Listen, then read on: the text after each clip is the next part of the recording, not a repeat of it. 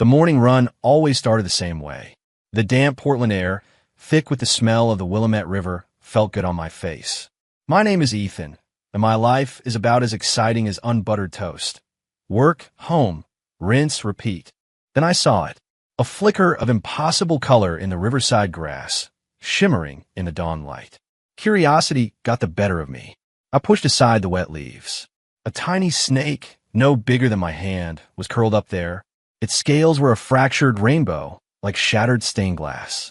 A nasty gash sliced across its belly, no longer bleeding, but looking grim. It was barely breathing, too weak to even lift its head. My heart ached for it. I'm not exactly a snake person. They give me the creeps, honestly. But seeing it so helpless, something inside me just broke. After a brief but intense moral debate with myself, I sighed, stripped off my track jacket, and gently wrapped the little creature inside. It was so light it felt like nothing in my palm. Back at my apartment, I dug out the first aid kit and used a Q-tip to clean the wound with iodine. I expected it to thrash, maybe even try to bite me. But it just lay there, perfectly still, letting me tend to it. Its quiet trust surprised me, chipping away at my last bit of apprehension. I dabbed on some antibiotic ointment, and with a torn piece of gauze, fashioned a crooked little bandage. "My name's Ethan," I said to the shoebox I placed it in, feeling like an idiot. "And from now on, your name is Serafina." The tip of its tail gave the faintest twitch. It was a sign. My life had a new and very strange housemate. Over the next month, things got weird. For starters, I started sleeping like a rock. No tossing and turning, just out cold the second my head hit the pillow. But in that hazy space between dream and reality, I kept feeling something cool and smooth pressed against my back. It had the distinct texture of overlapping scales. I chalked it up to stress from putting in too much overtime at work. Then the snacks started vanishing. The bag of kettle-cooked chips I just bought, gone. The carton of milk in the fridge, half empty. I was starting to think I was losing my mind, maybe developing early-onset dementia. It all came to a head one night when I woke up thirsty. Stumbling into the kitchen, I saw a flash of rainbow light by the refrigerator, so fast I thought my eyes were playing tricks on me. I blinked and looked over at the shoebox. Serafina, or Sarah for short, was coiled inside, fast asleep. I shook my head. Definitely needed more sleep. Sarah's wound healed remarkably fast. After a month, you couldn't even see a scar. Her scales glittered under the lamplight, looking too beautiful to be real. I knew it was time. I had to take her back where she belonged. I carried the shoebox back to the same spot by the river and gently placed her on the grass. "Okay, Sarah, you're home." I stroked her tiny head, a surprising pang of sadness hitting me. She didn't move. I gave her a little nudge. In a flash, she slithered up my arm and coiled tightly around my wrist. "Come on, be a good girl." I tried to unwind her. She just squeezed tighter, her little body trembling against my skin. Steeling myself, I was about to forcefully shake her off when I saw it. Her tiny, bead-like eyes were filled with tears. Actual, literal tears. Big drops rolled down and splashed onto the back of my hand, cold against my skin. "A snake!" Crying. I just stood there stunned. Every bit of resolve, every logical thought evaporated in that instant. I sighed, my defenses utterly shattered. I caved. Scooping her back into my palm, I surrendered. "All right, fine. You win. Come home with me. I'll keep you forever happy." That night, I put her shoebox on my nightstand. I fell into a deeper sleep than ever before. The scales against my back felt bigger and somehow softer. The next morning, I woke up because I was hot. An unfamiliar warmth was pressed against me like a human furnace, and a dead weight on my chest made it hard to breathe. I cracked my eyes open, my brain still booting up. The first thing I saw was a face so beautiful it felt like a punch to the gut. A waterfall of jet black hair was spilled across my pillow and chest, and nestled in those dark strands were two small, crystalline horns that caught the morning light. She was draped over me, fast asleep, her cheek rubbing against my neck with every warm breath. My brain blue-screened. Who was this? How did she get in my bed? Did I get robbed? No. What kind of burglar gets naked and falls asleep on their victim? My first instinct was to grab my phone and call 911. My hand had just reached the phone under my pillow when a soft, slender hand gently pressed it down. She was awake. The woman opened her eyes, hazy with sleep. They were an otherworldly, captivating color, both innocent and alluring. When she saw me, her eyes lit up, and her voice, husky with sleep, was a soft murmur. "Husband, you're so warm. Husband." My tongue felt thick. I pointed a trembling finger at her head. "Who were you?" At the word what, her lips formed an adorable pout, and her perfect eyebrows furrowed. She pointed a delicate finger at the empty shoebox on my nightstand. "I'm Sarah," she said, her voice laced with a hint of a whine. "You just said yesterday you'd keep me forever, remember?" My gaze flickered between her face and the empty shoebox. My entire understanding of reality was collapsing, shattering, and attempting a frantic reassembly. A tiny snake had turned into a woman? With horns? On pure instinct, my hand moved on its own. I reached out and touched one of those beautiful horns. It was cool and smooth like polished jade. It felt nice. The second my fingertips made contact, Sarah's whole body shuddered. A crimson blush spread across her cheeks, and her expression shifted from shy to fiercely possessive in a heartbeat. The next thing I knew, her arms tightened around me like steel bands. The horns are the most important part of a dragon. No one is allowed to touch them except for parents and a mate, she announced in my ear, her tone leaving no room for argument. "You touch my horn. That means you have to take responsibility. From now on, I'm your woman. No, your dragon." I was completely and utterly floored. What was happening? I tried to reason with her, to pry her arms off me. "Miss, please calm down. We're not compatible, you know? It's not gonna work. I'm not in it." Sarah shot back, her tone deadly serious. "I am a celestial dragon, a divine beast." "Okay, fine, divine beast. That doesn't work either." I was starting to panic. "I'm a human. You're a dragon. We're different species. We can't be together. It's called, reproductive isolation." "Yeah, that's it. Reproductive isolation." She wasn't listening. She just buried her face in the crook of my neck and took a deep breath. "I don't care," she mumbled. "You smell like my favorite thing in the world. Clean and warm. I want you to be my husband." Logic had failed. Brute force was clearly not an option. I was trapped, staring at this naked, clueless dragon girl who had decided to claim me as her own. A headache began to throb behind my eyes. I sighed. "Could you maybe put some clothes on?" She blinked her huge, innocent eyes, looking completely lost. With another long-suffering sigh, I went to my closet, pulled out my largest t-shirt, and tossed it to her. She studied it for a moment before clumsily pulling it over her head. The shirt hung on her like a short dress, stopping mid-thigh and only serving to emphasize her long, pale legs. I couldn't just let this happen. I had to get her to leave. "Sarah, we need to talk." I sat on the couch, trying to look stern. She immediately scooted over, pressing against my side and resting her head on my shoulder. "Yes, husband. First, stop calling me husband. Second, you have to leave," I said, forcing the words out. "The human world is dangerous for you. If someone finds out what you are, they'll capture you and dissect you for research." I tried to scare her. Her head stiffened on my shoulder. She sat up straight, her eyes wide with hurt. "You're kicking me out? It's for your own good." "No, it's not. You just don't want me." Her eyes instantly welled up, her voice cracking. "You promised you'd keep me forever. Men are all liars." This was giving me a migraine. That was before I knew you were a... "You think I'm useless? That I can't protect you?" she cried, getting worked up. She shot to her feet. "Fine. I'll show you how powerful I am." She flicked her hand with a look of fierce determination. "Stand back. Don't move." Before I could react, and blinding, seven-colored light exploded from her body. When it faded, the petite girl was gone. In her place, coiling in the center of my living room, was a creature of breathtaking majesty. It was immense, easily 20 feet long, its massive body barely fitting into space. The same rainbow scales shimmered with a divine light, and its horned head nearly scraped the ceiling. The horns I had touched were now magnificent, intricate works of art. I stood frozen, staring up in absolute awe. This was her true form? The great dragon seemed pleased by my reaction. She slowly lowered her massive head until she was eye level with me, and then opened her cavernous mouth.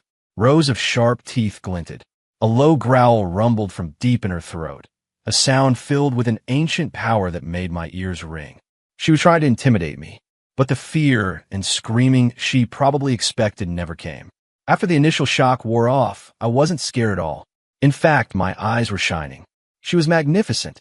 Ignoring her bared fangs and threatening growl, I stepped forward.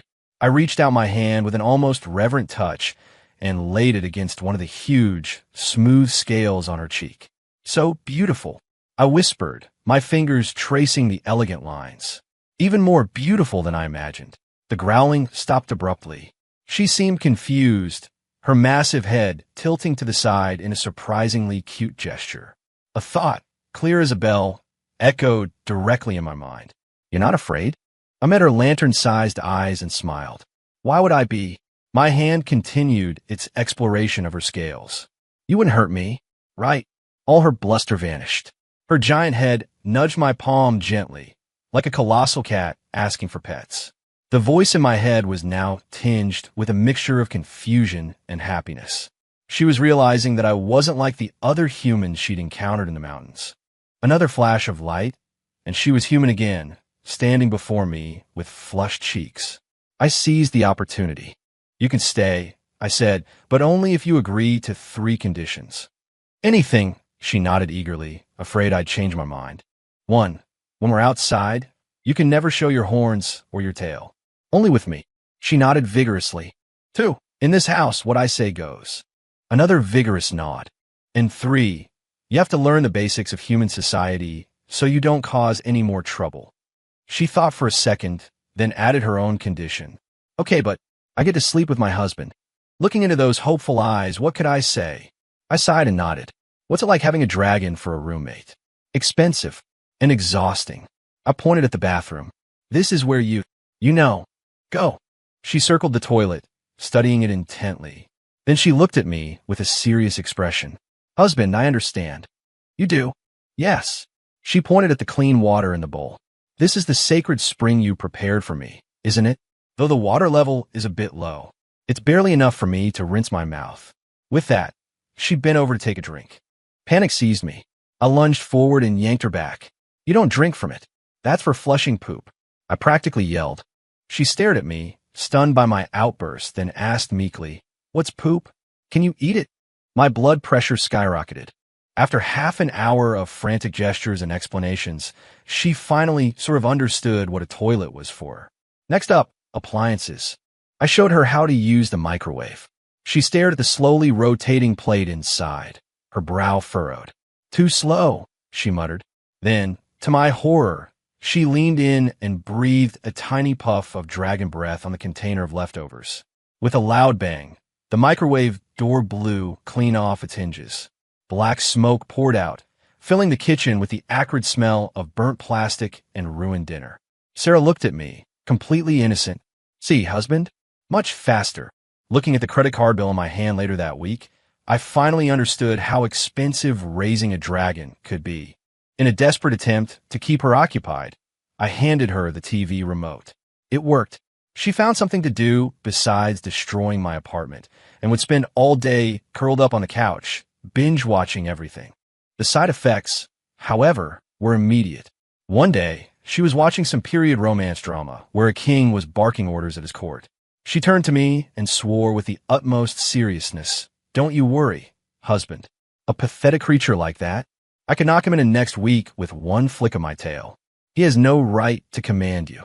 I didn't know whether to laugh or cry. But the bathroom was my biggest challenge. Sarah became fascinated with the shower head, convinced it was a magical artifact for summoning rain. Her new favorite hobby was playing in the shower, getting herself completely soaked. One day, I came home from work to find water seeping out from under the front door. I burst into the bathroom to find her, hair plastered to her face, dancing gleefully under the spray. "Husband, look," she shouted over the noise. "I'm making it rain for you." Staring at the flooded apartment, I was too tired to even be angry. Sarah's curiosity was boundless. I decided to take her out to buy some actual clothes. Before we left, I made her promise 1,000 times to keep her horns and tail hidden. She nodded obediently, but the second we walked into the mall, her eyes went wide. It was like a country mouse visiting the big city. Then we passed an ice cream shop, and she froze. She tugged on my sleeve, her eyes glued to the colorful tubs in the display case. "Husband, I want that. I'll buy you some on the way home," I said, trying to pull her away. She wouldn't budge. Then she deployed her ultimate weapon. She ripped off the beanie I'd made her wear, exposing her beautiful, crystalline horns to the entire mall. She stood on her tiptoes, gently rubbing her cool horns against my cheek while whispering in the sweetest, most pathetic voice imaginable. "Please, husband, just one scoop." Shopper stared. Several people pulled out their phones, probably thinking she was some amazing cosplayer. My face went from white to red. Finally, I gave in, grabbed her hand, and practically sprinted into the shop, paid, and got us out of there as fast as humanly possible. Back home, I put on my best angry face. Sarah followed me around like a puppy who'd just chewed a shoe, holding out the untouched ice cream cone. "Husband," she said, her voice tiny, "eat this. Then you won't be angry anymore." Looking at her like that, how could I stay mad? In the midst of all this chaos, I realized I was starting to enjoy it. I like being needed by her. Later that night, as she was wrapped around me like an octopus, she whispered in my ear, her voice full of genuine curiosity. "Husband, I was watching TV today. They said that partners are supposed to do more intimate things. What are those?" Once Sarah discovered the internet, it was all over. I bought her a tablet, hoping she'd learn about human society and stop causing disasters. Instead, she dove headfirst into the world of cheesy urban romance dramas and never looked back.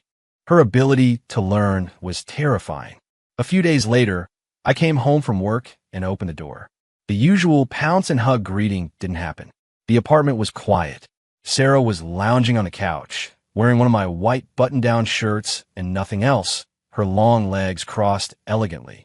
When she heard the door, she slowly raised her head and gave me a cool, appraising look. It sent a shiver down my spine. "What's up with you?" I asked, taking off my shoes. She didn't answer.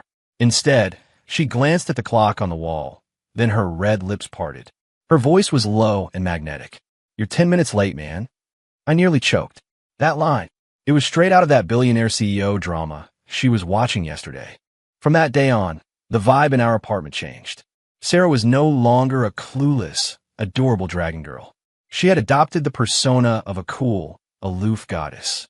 When I cooked, she'd supervise from the sidelines, chin resting on her hand. After I served the food, she'd take a delicate bite and offer her critique. It's adequate, barely worthy of my palate." When I dried her hair, she'd close her eyes in ecstasy, then murmur, "Huh? Your technique is acceptable. I grant you this boon."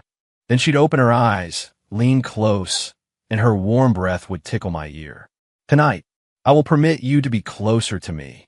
Her sudden, bold lines made my heart hammer in my chest, and I'd have to look away to hide my blush. I realized I couldn't think of her as a pet or a child anymore.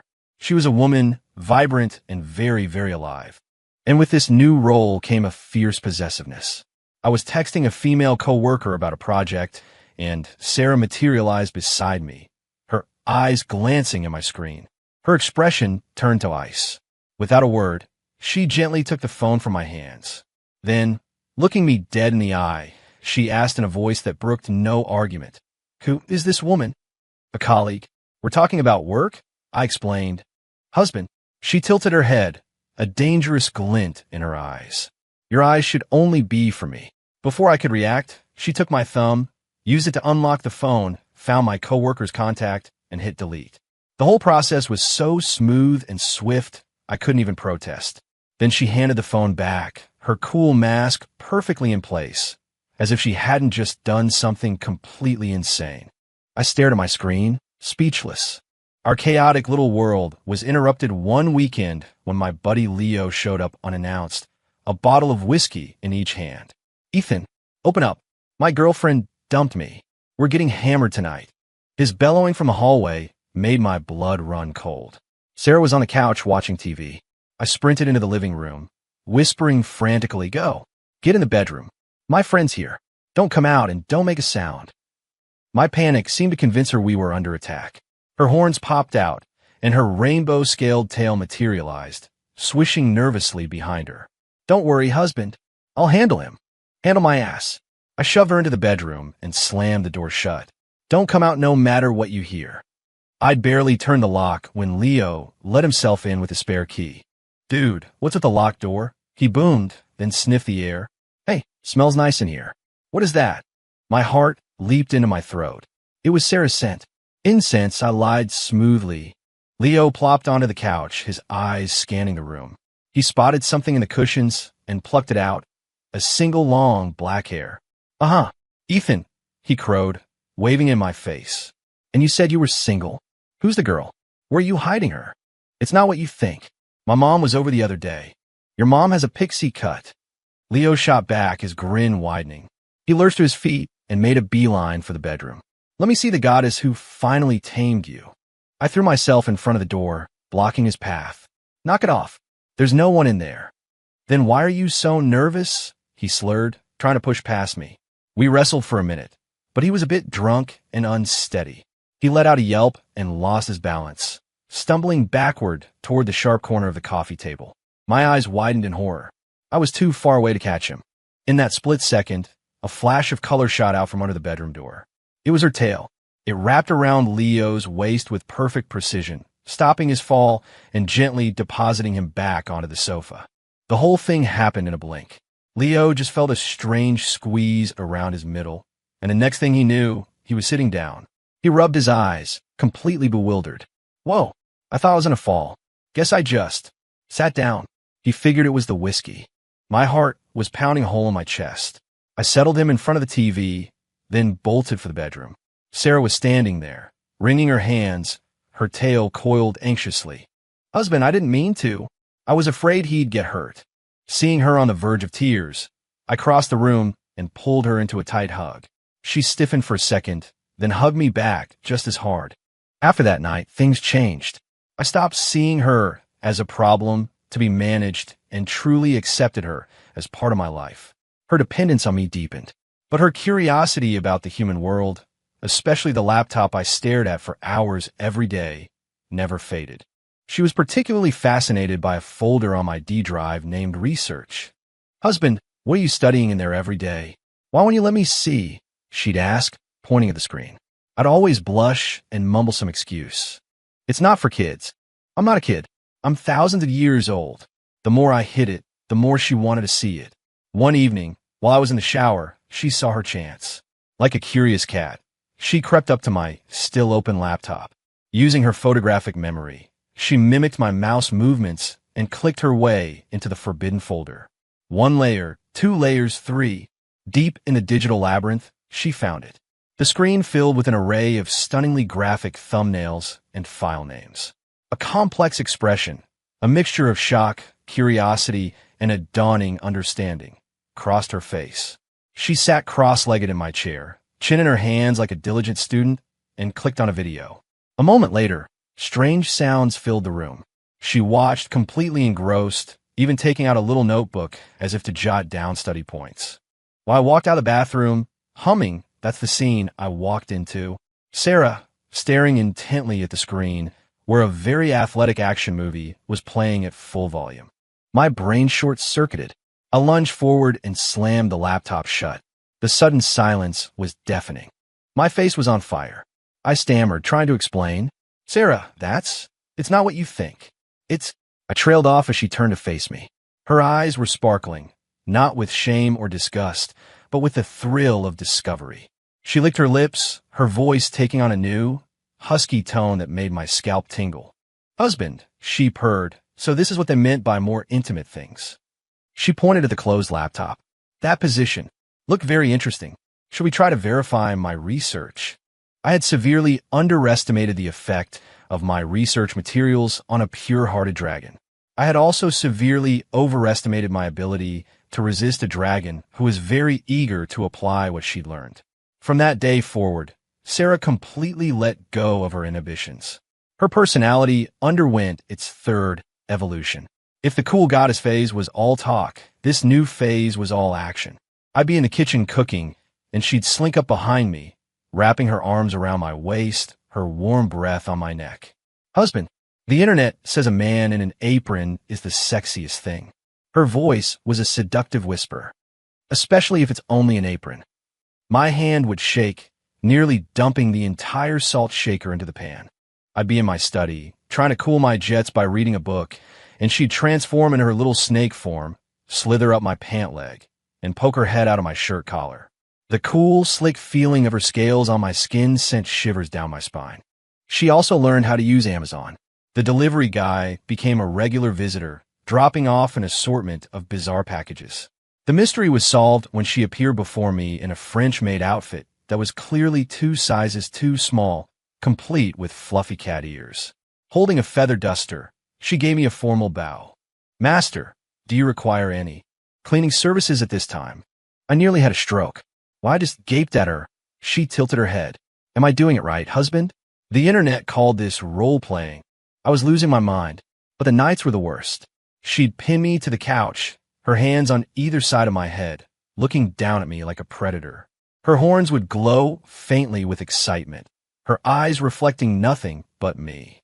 "Don't fight it, husband," she'd command in a low, dangerous voice. "You wouldn't want anyone to find out you have a dragon living here, would you? Tonight, we're field testing the sofa scenario." My life became a daily struggle for survival in a sea of sweet torment. I was constantly fending off her increasingly bold advances while simultaneously being driven half-mad with a desire that was anything but pure. One time, she came to me with her tablet, scrolling through her copious study notes with a frustrated look.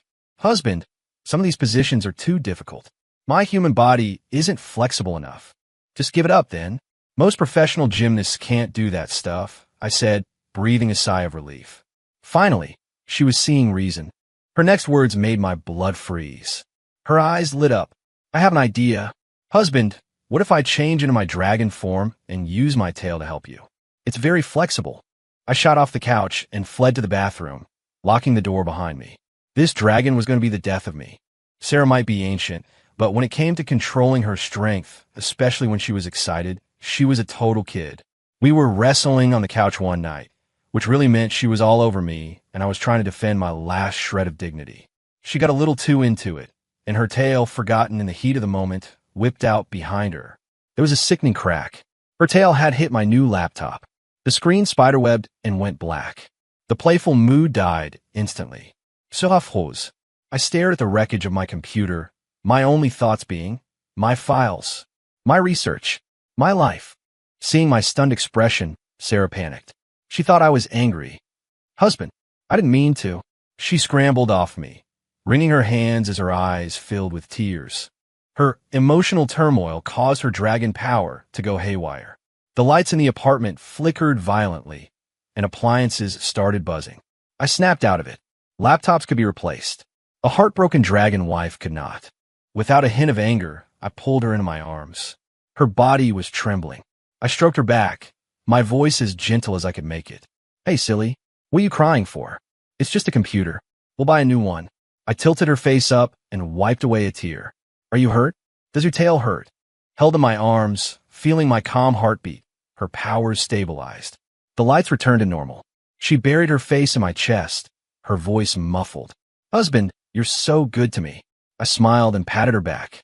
She looked up, her eyes still red, and added in a small voice, "So you'll buy a new one?" "As soon as possible." "Of course." "Good. Otherwise I can't continue my studies tomorrow. Or watch my videos." I just sighed. She was incorrigible, but I couldn't help but smile as I tweaked her nose. After that, her love and trust in me became absolute.